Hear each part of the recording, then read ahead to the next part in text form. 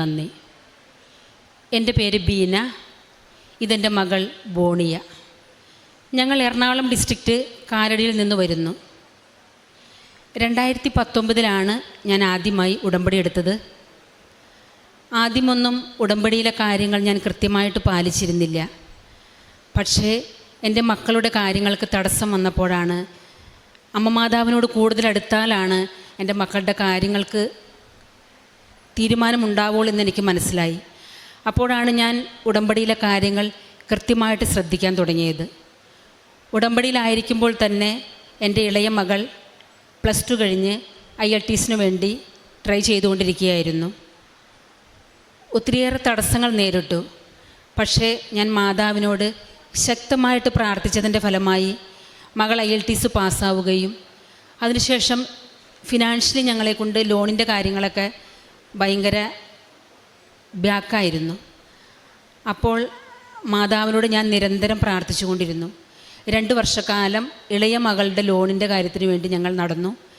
എവിടെ ചെന്നാലും, എന്തിന് ചെന്നാലും, ഏതിന് ചെന്നാലും തടസ്സങ്ങൾ മാത്രമേ ഞങ്ങൾക്കുണ്ടായിരുന്നുള്ളൂ. പക്ഷേ അവിടെയൊക്കെ മാതാവിൻ്റെ സാന്നിധ്യം, മാതാവിനോട് പ്രാർത്ഥിച്ചതിൻ്റെ ഫലമായിട്ട് അവളുടെ ലോൺ ശരിയായി, അവൾ IELTS പാസ്സായി.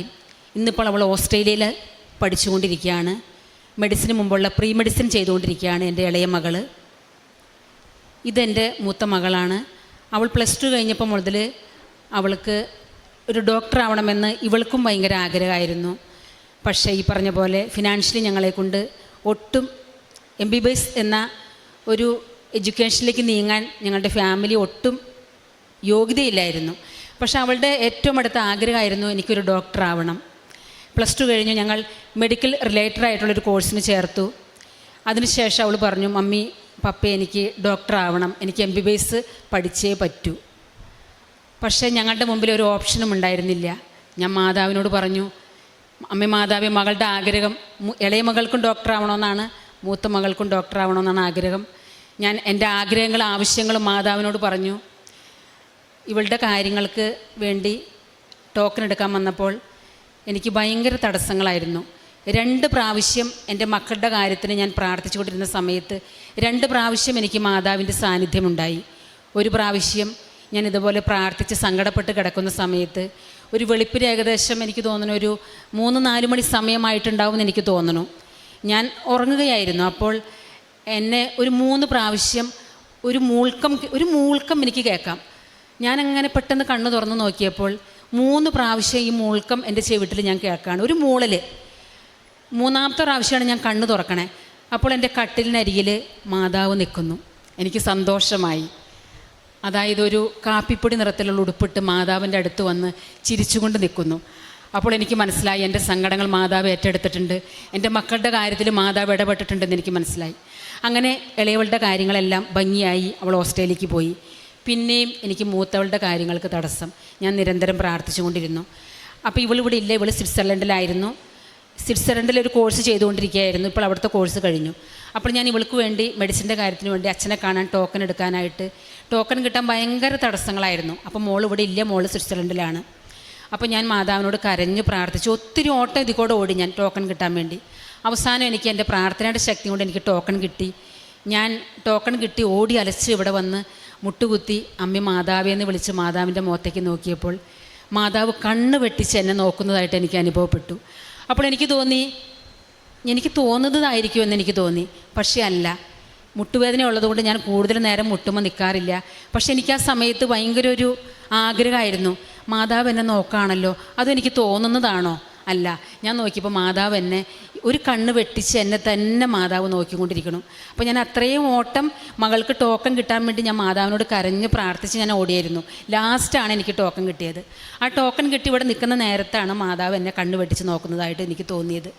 അങ്ങനെ 2 പ്രാവശ്യം എനിക്ക് മാതാവിൻ്റെ സാന്നിധ്യമുണ്ടായി. എന്തിനും ഏതിനും പോകുമ്പോൾ ഞാൻ എൻ്റെ മക്കളോട് പറയും, തേൻ കഴിക്കണം, ഉപ്പ് വിതറണം, മാതാവിൻ്റെ തൈലം നെറ്റിയിൽ പൂശണം എന്നൊക്കെ ഞാൻ പറയും. അതുപോലെ എൻ്റെ മക്കൾ ചെയ്തിരുന്നു. ഞാനും അതുപോലെ ചെയ്തു. എന്തസുഖം വന്നാലും, എൻ്റെ ഹസ്ബൻഡിനായാലും എൻ്റെ കുടുംബത്തിലായാലും എൻ്റെ ഫാമിലിയിലായാലും എന്തസുഖം വന്നാലും ഞങ്ങൾ ഇതേ കാര്യങ്ങൾ തുടരുകയായിരുന്നു, മാതാവിൻ്റെ ഉപ്പും തൈലും വെളിച്ചെണ്ണയും.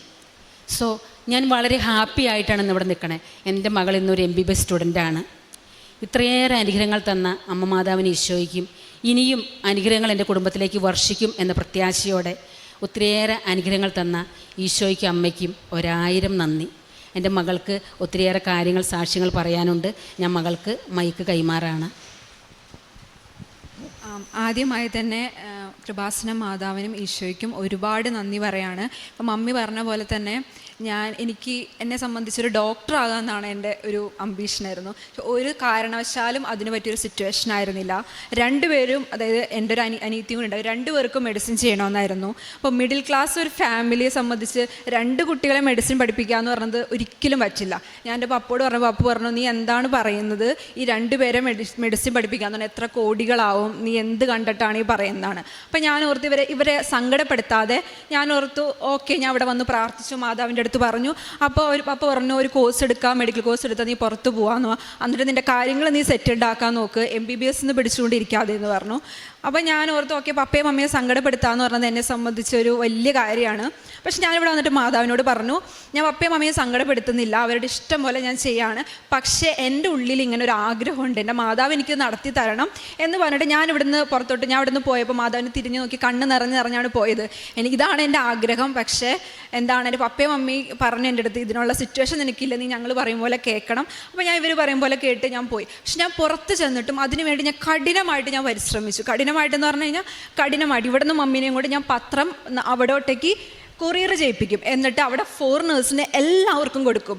നമുക്കറിയാം ഇവിടത്തെ പോലെ നമ്മൾ അവിടെ പറഞ്ഞു കഴിഞ്ഞാൽ പെട്ടെന്ന് കൃപാസനം എന്ന് പറഞ്ഞാൽ അവർക്ക് മനസ്സിലാവില്ല. മലയാളീസിൻ്റെ അടുത്തൊക്കെ പറഞ്ഞാൽ മനസ്സിലാവും, പക്ഷേ ഫോറിനേഴ്സിൻ്റെ അടുത്ത് പറഞ്ഞാൽ മനസ്സിലാവില്ല. ഒരു 15-20 മിനിറ്റ് നേരം ഞാൻ അവർക്ക് നിന്ന് എക്സ്പ്ലെയിൻ ചെയ്ത് കൊടുത്ത് കൃപാസനത്തെക്കുറിച്ച് പറഞ്ഞ് ഫോറിനേഴ്സിന് കൊടുക്കും. ഞാൻ അങ്ങനെ പാർട്ട് ടൈം വർക്ക് ഒക്കെ നൈറ്റ് ചെയ്യും. അത് കഴിഞ്ഞിട്ട് ഞാൻ പള്ളിയിലും പോയിട്ട് പത്രവിതരണം കൊടുത്തിട്ട് ആണ് ഞാൻ ഉറങ്ങിയിട്ട് പിന്നെ ക്ലാസ്സിന് പോകും. അങ്ങനെ ഭയങ്കര ടൈറ്റായിട്ടുള്ളൊരു ഇതായിരുന്നു. അപ്പോൾ എൻ്റെ ഫ്രണ്ട്സൊക്കെ ചോദിക്കും, നീ ഒരു MBBS വേണ്ടിയാണോ നീ ഇങ്ങനെ കിടന്നതാക്കണേ, നീ ഇപ്പോൾ ഒരു നല്ല കോഴ്സിലാണ് നിൽക്കുന്നത്, നീ അത് പഠിച്ചിട്ട് നിനക്ക് PR കൊടുത്ത് നിനക്ക് സെറ്റിൽഡ് ആവാം, നീ എന്തിനാണ് MBBS വേണ്ടി ഇങ്ങനെ നടന്നു പത്രങ്ങൾ കൊടുക്കുന്ന, മാതാവിൻ്റെ കാര്യങ്ങൾ പറഞ്ഞുകൊണ്ട് നടക്കുന്ന എൻ്റെ ഫ്രണ്ട്സ് തന്നെ എന്നെ കളിയാക്കി.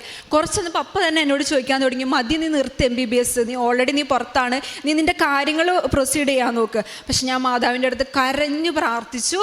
മാതാവ്, എനിക്കറിയാൻ വളരെ ഫിനാൻഷ്യലി 2 കുട്ടികളെ MBBS പഠിപ്പിക്കാനുള്ള ഒരു സിറ്റുവേഷൻ ഇല്ല ഇപ്പോൾ വീട്ടിൽ. പക്ഷേ എനിക്കറിയാൻ പാടില്ല ഞാൻ എങ്ങനെയാണ് ഒരു MBBS സ്റ്റുഡൻ്റ് ആയെന്ന്. മാതാവ് ഓരോ സ്ഥലത്ത് എനിക്ക് പോയി പ്രവർത്തിച്ചു. ഞാൻ ഒന്നും ചെയ്തിട്ടില്ല.